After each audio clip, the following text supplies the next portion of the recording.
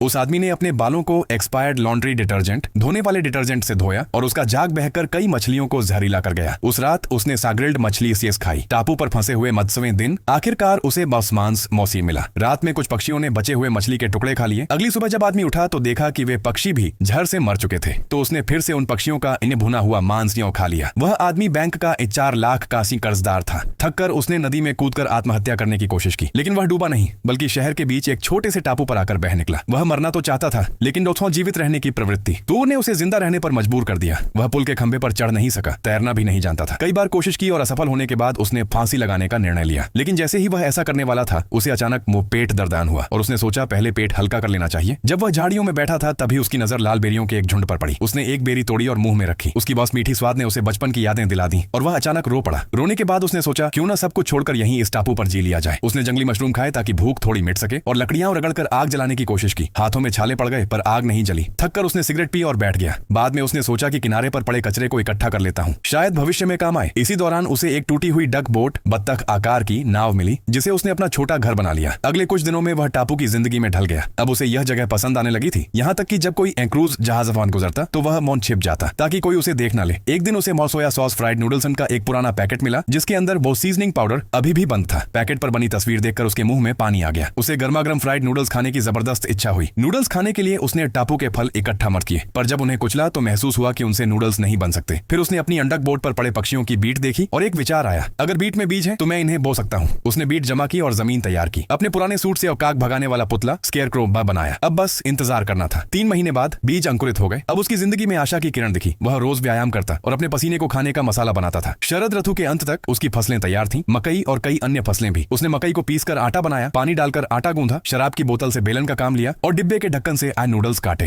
फिर उसने महीनों से संभाल कर रखा और सीजनिंग पाउडर मास्क खोला, नूडल्स में मिलाया, थोड़े साइड डिश डाले और बड़े संतोष के साथ इस खाना शुरू किया। जैसे ही उसने पहला निवाला खाया, वह नोज जोर जोर से रो पड़ा, क्योंकि उन नूडल्स के हर स्वाद में उसकी मौसमास संघर्ष, उम्मीद और नई जिंदगी की कहानी छिपी थी।